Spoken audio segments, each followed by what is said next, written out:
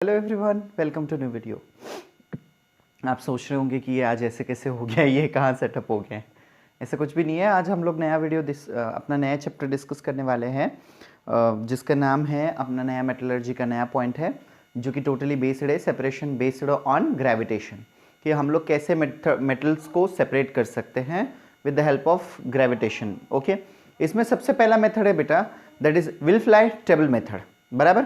अब इसमें एग्जैक्टली होता क्या है, आप जैसे कि आप पिक्चर में देख सकते हो, in this method of separation the विनफ्लाई table is made up by fixing narrow and thin wooden riffles on inclined surface. ये जो येलो येलो कलर का जो स्लिट्स आपको दिखाई दे रहे, ये वाइब्रेटिंग टेबल है बेटा। ये वाइब्रेटिंग टेबल है जो कि वाइब्रेट करके क्या करेगा, आपको जो है सेपरेट गैंज को सेपरेट करने के लिए ये हेल्प में आएगा। ठीक है।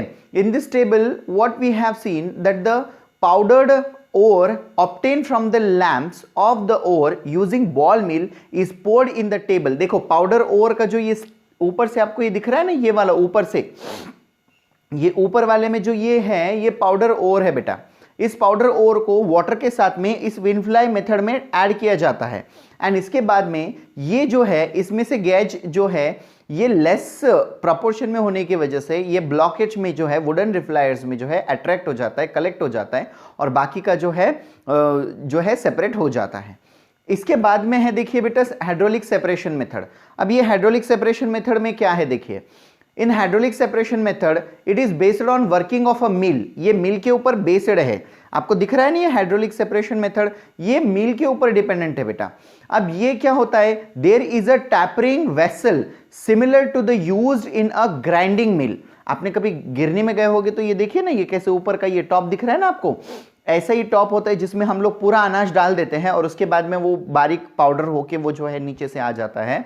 So exactly like that it has an open tank in like container that tapping on the lower side of the tank has outlet of water on the upper side and the water intel of the other side has to be seen in this method। इस method में अपने को जो है hydraulic separation method में जो है अपने को फाइनली ग्राउंड जो ये होती है और होती है, इसको लिया जाता है, इसको ऊपर से इंक्रीज मतलब ऐड किया जाता है, और उसके बाद में जो है हम लोग देख सकते हैं बेटा कि ये जो है सेपरेट करना शुरू हो गया है, या फिर से ऑपरेट करना जो है इसने स्टार्ट कर दिया है। Second is magnetic separation method. इस मैग्नेटिक सेपरेशन मेथड में जैसे कि आप देख सकते हो, ये जो मैग्नेटिक रोलर है, यहाँ पे जो दो मैग्नेटिक रोलर आपको दिखाई दे रहे हैं, इन दो रोलर के बीच में जो नॉन मैग्नेटिक रोलर है, ये रोलर नॉन मैग्नेटिक होता है, इसमें पाउडर ऐड किया जाता है। मैग्नेटिक सेपरेशन मेथड जो है सिर्फ और सिर्फ मैग्नेट अट्रैक्टेड मटेरियल में ही यूज होता है बेटा। अदर किसी भी सब्सटेंसेस में जो है मैग्नेटिक सेपरेशन मेथड यूज नहीं होता है, क्योंकि ये जो रोलर है, ये जो है ये रोलर नॉन मैग्नेटिक होते हैं, लेकिन जो कलेक्टिव लेयर होता है, जो मैग्नेटाइड होता है, वो जो है रोलर के बीच में जो व्हील्स होते हैं वो होते हैं मैग्नेटाइड रोलर्स होते हैं। जैसे कि यहाँ पे दो कंटेनर में आप देख सकते हो, ये है मैग्नेटिक सेपरेशन मेथड, इसके अंदर जो है दोनों भी जो है और जो है सेपरेट हो रही है।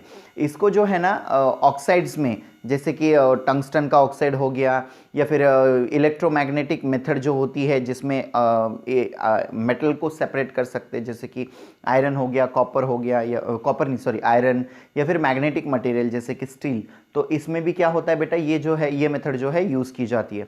इसके बाद में फोर्थ फ्लोटेशन मेथड। फोर्थ फ्लोटेशन मेथड क्या होता है बेटा, the froth flotation method is based on two opposite property, that is hydrophilic and hydrophobic of these particles। Here the particles are metal shifted due to the hydrophobic property, get weighted mainly with the oil, while due to hydrophobic or hydrophilic property through the gauge particle get weighed with the water। By using this property certain ores are concentrated by fourth flotation method. इसमें fourth flotation method को use करके जो है हम लोग certain metals को जो है इसमें से मतलब सेपरेट कर सकते हैं। इन this method freely grounded ore is put into a big containing an amount of water, certain vegetable oil such as a pin oil या फिर एडेड जो भी फ्लेवर वाला वाटर होता है वो उसके अंदर ऐड किया जाता है। जैसे कि आप देख सकते हो यहाँ पे इसमें जो है जो फोर्थ जो होता है वो एयर सप्लाई के थ्रू आउट ऊपर फ्लोट होने लगता है, जो कि इजीली सेपरेट हो जाता है, बराबर। और इजीली सेपरेट होने के कारण इसमें से सर्टन जैसे कि सल्फाइड होते हैं, सल्फाइड ओर है, या फिर ये भी फ्लोट होती है, या फिर फोम ऑन वाटर के जैसा ये पैराफिकली ये जो है फ्लोट होते रखता है। देखिए डायग्राम में आपको ऊपर साइड में व्हाइटिश कलर का दिख रहा है, डाउन साइड में आपको बबल दिख रहे हैं, और इसके अंदर वाटर एंड पाइन ऑयल जो है इसके अंदर मिक्स किया जाता है, जैसे कि आप डायग्राम में देख सकते हो। इसके थ्रू आउट गेज को और जो कॉन्सेंट्रेटेड ओर है, सल्फाइड ओर है, इसको जो है फ्लोट करके जो है हम लोग जो है सेपरेट कर सकते हैं। इसके बाद में नेक्स्ट वाला प्रॉपर्टी है बेटा, दैट इज है lynching. The first step in extraction of metal like aluminium, gold and silver from this ore is method of leaching. In this method, ore is soaked in a certain solution for a long time. इस method में बहुत ज़्यादा long time के लिए जो है इसको जो है सोक किया जाता है, मेटल्स को इसके अंदर सोक किया जाता है, और after long time, long duration के बाद में जो है इनको इसके अंदर जो है केमिकल रिएक्शन हो जाती है, इनमें से गैस जो है वो सेपरेट होने लगता है। सो आपको तो पता है कि गोल्ड और प्लैटिनम कैसे मेटल है बेटा, नोबल मेटल है, तो ये इजीली रिएक्ट नहीं करते हैं, ये किसी भी चीज़ के साथ में इजीली रिएक्ट नहीं करेंगे। और अगर ये इजीली रिएक्ट नहीं करते हैं तो इसका मतलब क्या है, अगर देखिए रिएक्शन ही नहीं हुआ, बराबर, अगर रिएक्शन ही नहीं हो रहा है तो गेज पार्टिकल सेपरेट होना या फिर नहीं होना, that is the other property, वो तो अदर प्रॉपर्टी में हम लोग देख सकते हैं। लेकिन यहाँ पे जैसे हम लोग देख सकते हैं जिसके अंदर NaOH एक्वियस सॉल्यूशन में सोक किया जाता है, ऐसे बहुत सारे मतलब मेथड को यूज करके जो है हम लोग जो है मेटल्स को जो है सेपरेट कर सकते हैं। Next is extraction of metal, extraction of reactive metal. सबसे पहला वाला पॉइंट आता है एक्सट्रैक्शन ऑफ रिएक्टिव मेटल। अब इस पॉइंट में देखो बेटा, जो कि मेटल रिएक्टिव मेटल होते हैं जिनका रिएक्शन सडनली हो सकता है, जैसे कि Na वाला reaction, that is cathodic reaction, जैसे कि ये रिएक्शन आप देख सकते हो, ये Na रिएक्शन है, उसके बाद में Cl वाली रिएक्शन है, क्लोरीन वाली रिएक्शन है, इन सभी रिएक्शन में जो है हम लोग जो है इजीली इसको देख सकते हैं। तो हम एक काम करते हैं, ये बाकी वाला जो पॉइंट है ना, इसको नीचे टेबल के ऊपर हम लोग पेपर के ऊपर समझने की कोशिश करते हैं। मिलते हैं पेपर के ऊपर। The next is electrolytic reduction of alumina. In this method of electrolysis of molten mixture of aluminium, which is approximately 2000 degrees Celsius having melting point, is done in a steel tank. The tank has a graphite lining on a inner side. The lining does the work of cathode. A set of graphite rod dipped in the molten electrolytic work as a anode.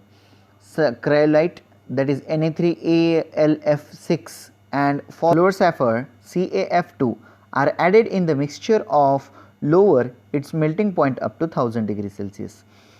See, देखिए बेटा, इसमें second वाला process या फिर second वाला step ये होता है कि इसके अंदर एल्यूमिनियम को डिपॉजिट किया जाता है कैथोड के ऊपर, और इसके अंदर इलेक्ट्रिक करंट को पास किया जाता है। When molten aluminum being heavier than the electrolytic, it collected on the bottom of the tank. It is taken out from there. From time to time, oxygen gas is liberated at that anode. The electrolysis reactions occur as follows. That is, twice a molecule of oxygen gives twice molecule of oxygen plus 4E, which is happens in anode or oxidation, and at cathode negative terminal Al3 plus 3 electron liberated and aluminium is reduces. These liberated oxygen react with the anode to form a carbon dioxide gas. The anode have been changed from time to time as the resultant has to be get. Time to time they get oxide during the electrolysis of alumina. Second is extraction of moderately reactive metal.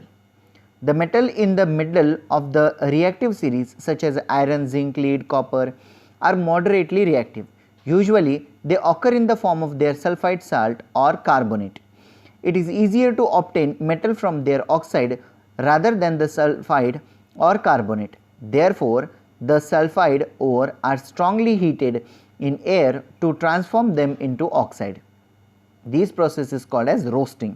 जैसे हम लोग चने को roast करते, peanut को roast करते, like that only we roast the iron article at the high temperature in the presence of air So this is called as roasting.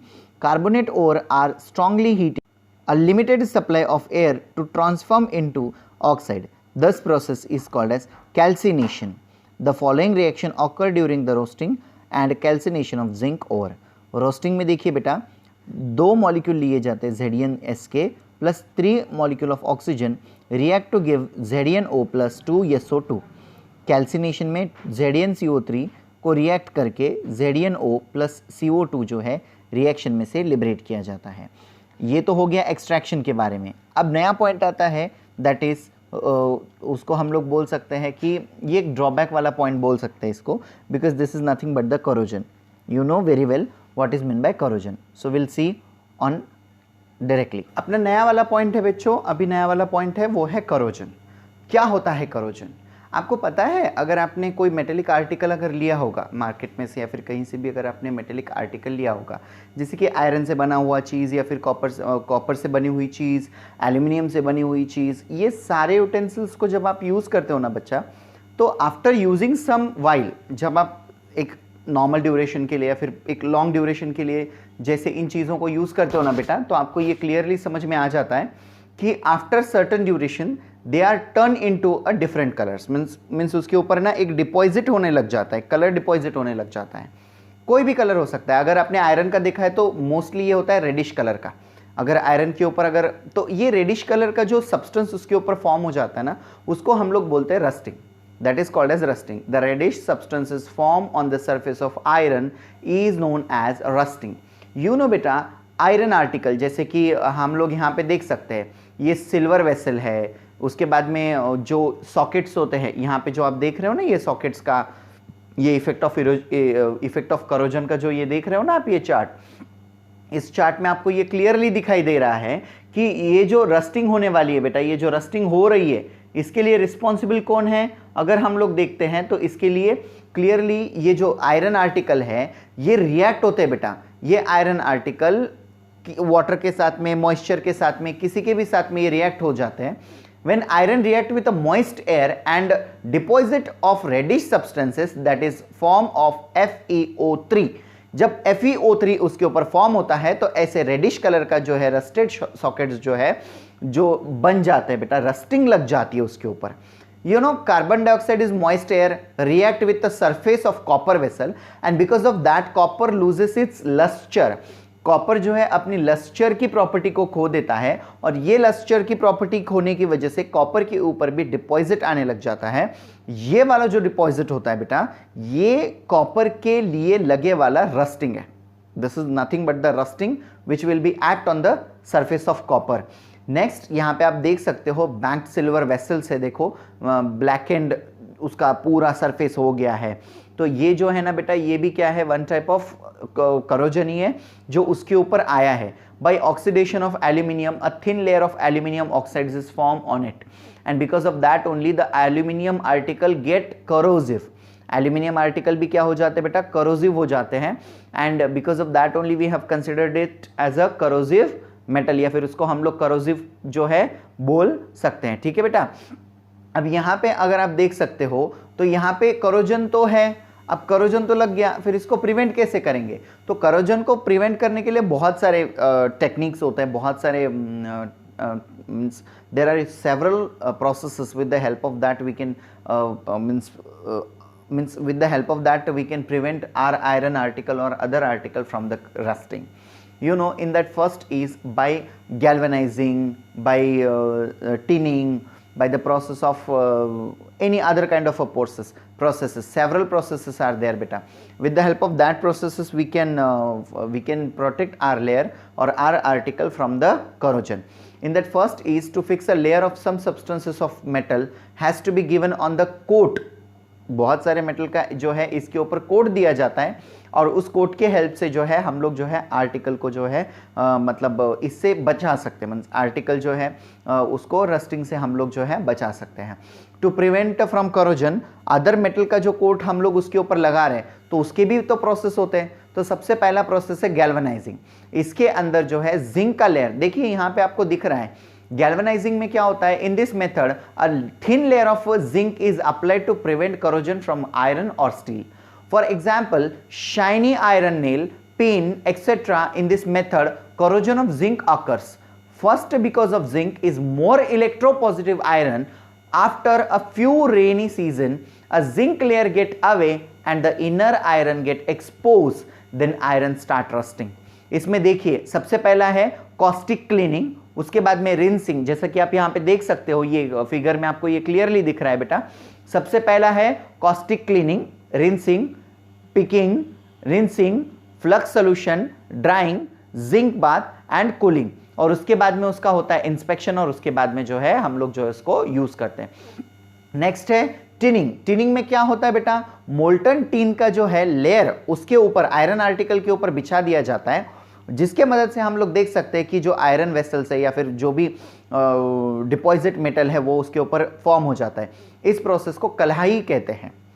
ये जो हम लोग टिनिंग मेथड करते हैं इस प्रोसेस को कल्हाई कहा जाता है। इस प्रोसेस के मदद से हम लोग जो है टिन को या फिर अदर आर्टिकल को जो है रस्टिंग से बचा सकते हैं। ओके बेटा। Next is anodizing. देखिए anodizing, in this method metal like copper, aluminium ore coated with a thin and strong layer of oxides by a metal of electrolysis. For this, copper or aluminium article is used as an anode. As this oxide layer is strong and uniform all over the surfaces, it is used for prevention of corrosion by the metal. In this method, power supply, as you can see, has to be given in the certain solution, that is anodizing solution. इसके अंदर हम लोग anodizing solution के अंदर जो है cathode को positive से और एनोड को नेगेटिव से कनेक्ट कर देते हैं। इसके अंदर इलेक्ट्रिसिटी को पास किया जाता है, and with the help of that aluminium और कॉपर का जो है एनोडाइजिंग एजेंट होने की वजह से इनका जो लेयर है वो हम लोग फॉर्म कर देते हैं, डिपॉजिट कर देते हैं अपने मेटल के ऊपर, जो कि हम लोगों को रस्टिंग से जो है प्रिवेंट करता है। नेक्स्ट इज सेकेंड वाला, इसके बाद वाला पॉइंट है, देखिए बेटा, that is electrolysis. What is mean by electrolysis और इलेक्ट्रोप्लेटिंग। जैसा कि आप यहाँ पे इलेक्ट्रोप्लेटिंग का डायग्राम देख रहे हैं, इन दिस मेथड, जैसे कि इससे पहले वाला था एनोडाइजिंग, उसमें क्या था, स्ट्रॉन्ग मेटल लिए थे। यहाँ पे हम लोग जो है लेस रिएक्टिव मेटल को लेते हैं और इसके अंदर इलेक्ट्रोलाइसिस किया जाता है। जैसे कि अगर स्पून के ऊपर अगर अपने को सिल्वर का कोट लगाना है, तो जैसे कि यहाँ पे दिख रहा है, एनोड के ऊपर सिल्वर प्लेट लगाया है, सेल लगाया है, और कैथोड में जो है एल्यूमिनियम स्पून को लगा दिया है। तो with the help of that only, cathode मतलब निगेटिव टर्मिनल पे एल्यूमिनियम लगा दिया है, पॉजिटिव टर्मिनल पे हमने सिल्वर को लगाया है। सिल्वर का थिन लेयर जो है डिपॉजिट होना स्टार्ट हो जाता है एल्यूमिनियम के ऊपर, और इस प्रोसेस से जो है हम लोग मतलब एक एल्यूमिनियम के स्पून के ऊपर सिल्वर का जो है एक लेयर फॉर्म कर देते हैं। Last is alloying. You know, आजकल तो मेजर ऑफ सब्सटेंसेस जो है हम लोग अलॉय के फॉर्म में यूज कर रहे हैं, और alloy article is more suitable as compare to other articles. Why so बेटा? Because they do not get rust easily. Alloy जो होते हैं वो इजीली रस्ट नहीं होते, बिकॉज अगर आप देखोगे तो जिंक जो है इंडिविजुअल है तो जल्दी रस्ट हो जाएगा, लेकिन जिंक के साथ में अगर हम लोग कोई और मेटल उसके अंदर ऐड कर देते हैं तो वो इजीली रस्ट नहीं होगा। क्यों? क्योंकि जिंक इंडिविजुअली रस्टेड हो सकता है, लेकिन जब उसके साथ कोई अदर मेटल उसके अंदर रिएक्ट होगा या फिर अदर मेटल उसके अंदर जब ऐड होगा तो उस टाइम पे वो जो है रस्ट नहीं करेगा, because of the combination of two different properties. When two different properties are combined together to form a single property, due to which their individual property loses and the strong quality of their individual property enhances. हम लोग alloy किस लिए बनाते हैं? आने वाली property less होनी चाहिए, इसलिए अलॉय बनाते हैं क्या हम लोग? Of course not, we make our alloy for get more durable substances. हम लोग और ज़्यादा ड्यूरेबल सब्सटेंसेस को बनाने के लिए जो है अलॉय को यूज़ करते हैं। So this is the last method of alloy. ये अलॉय में जो है सबसे पहला एग्जाम्पल ले सकते हैं हम लोग, ब्रॉन्ज का ले सकते हैं, because if you see bronze is an alloy form from 90% of copper, 10% of tin. Bronze statue do not get affected by sun and rain. Stainless steel does not get stained with air or water and also does not rust. It is an alloy made from 74% of water, 18% of chromium, 8% of carbon. Because of that only it do not get rust. So it is reactant times various types of alloy are used for maintaining that coin को maintain करने के लिए जो है various type के जो है metals को भी रिएक्ट करके जो है बनाया जाता है। Student, this is the last video of our chapter. I hope you understand this phenomenon. If you have a still doubt in your mind regarding to these points, don't hesitate or don't forget to ask in the comment box which is given below. And like, share and subscribe the channel, because have you seen that 11th standard videos are also started uploading. So because of that only you have to subscribe the channel. Thanks for the watching. Thank you.